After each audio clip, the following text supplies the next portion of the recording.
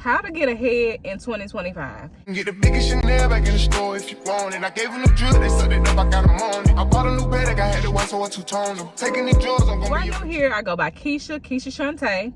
When you come on this channel, you're gonna either learn something, be inspired by something, be motivated by something, but you're gonna leave here with something. Now, I want to talk about getting ahead in 2025, regardless of whatever's going on with the economy.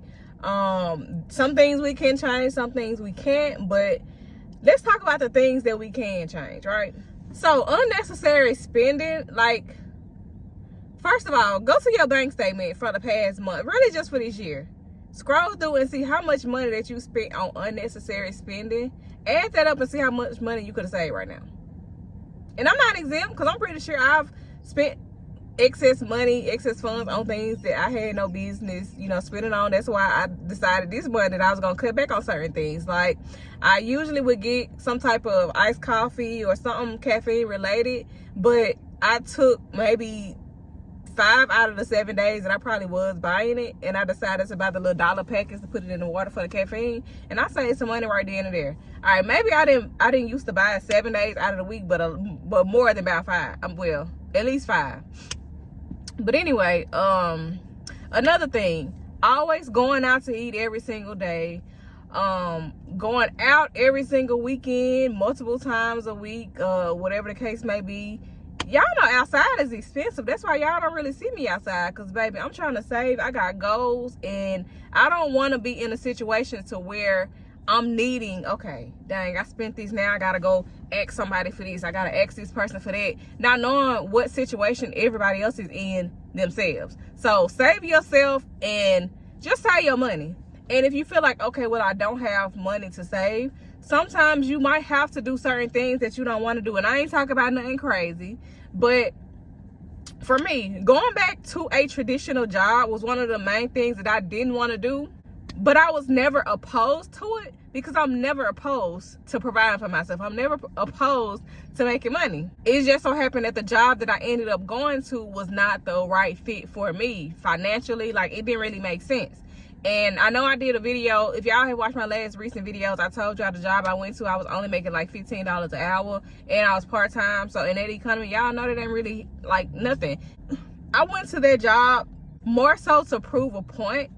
Because at one point, like before I went to the job, I had people thinking that, oh, I wasn't trying to do anything, or I wasn't trying to apply for jobs, when I was saying that, okay, it's hard finding employment in this economy. And that was literally the only job that I could find at the time. So I just did it, but I still was doing my delivery, still social media, because that job alone didn't really provide as much. And honestly, it didn't add or take away to what I already had going on. And I say that because the time that I was out, well, the times that I was at work, if I was out delivering, I would have made the same amount of money or more some days, depending. So I'm not gonna say that I didn't learn certain things from that, but I do feel like me being self-employed for the last 4 years and having an actual job on my resume probably kind of helped land, like, because I've been getting a bunch of freaking calls and interviews and all of that recently. So I feel like that might have helped, and also redoing my resume. But anyway, yeah, going back to a 9-to-5 was not something that I wanted to do, but like I said, I'm not opposed to providing for myself. I'm not the type of person that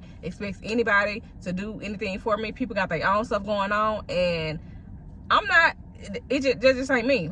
So even though, like, I know I did a video saying that I quit my job, like tomorrow is probably my last day, honestly, but I am starting another one from home with in like 2 weeks. But that's temporary. So like, but I know what I need to do. I have a plan for everything that I'm trying to do in my life, and certain things, certain steps I have to take. It is what it is. With my pescatarian brand, my Keisha Shantae brand, like, it's just a lot of different things that I'm out here doing, and I just want to make sure they make sense, and I want to always keep myself in a position to where I can provide for myself. Like, that's one of my biggest, I'm not gonna say it's a fear, but I have no room for failure. I have no more room. I feel like, anyway, but God might have other plans, but I'm just going with it, doing what I feel like I need to do, and continue to go from there. I said something about like not going out all the time, but don't feel bad for telling people, okay, I can't attend this because I need to save my money, or I don't have the money to do this, or you know, and a lot of times you don't even have to go deep into detail. If a person can't understand that your bills come before, or your savings come before leisure, then that ain't the friend for you anyway, or that ain't, whatever the case might be, whatever the situation is. Because me, like, I can't go, I'm not gonna make it, or I'm gonna be working. Like, even though I've been, you know, doing delivery for the past 6 years, even though I made my own schedule, I could have very well been like, okay, well, I just go do this, since I can work whenever I want to. But no, if it was during the time where I know I make the majority of my money, I'm going to put those funds first. Just because I don't have a set schedule does not mean that I don't give myself a schedule, or I haven't given myself a schedule. And a lot of people have always felt like, oh, you can work when you want to. They expect that you're obligated to do so. That was one of the biggest things when I started delivering full time. People was like, oh, well, she can work when she wants to, so she could do this time, or she can do this, she can do that. Like, no, if I got a certain time that I know that I'm making my money, guess what? Because I don't expect nobody to take off their job for me. So why would you expect the same, regardless of if it's a W-2, 1099, whatever it is.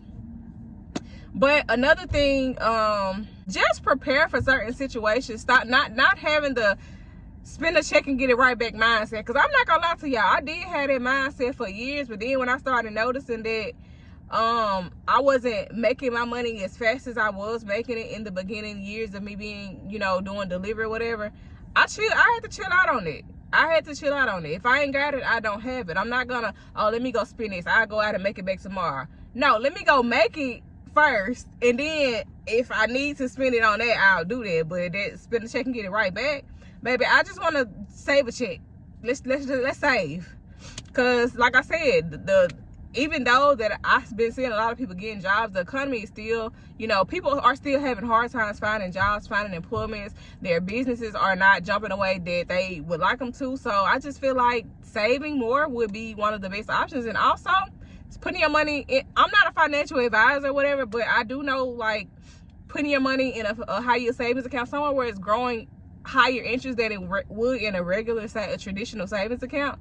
Might as well let your money make some change while the bank making money on it anyway.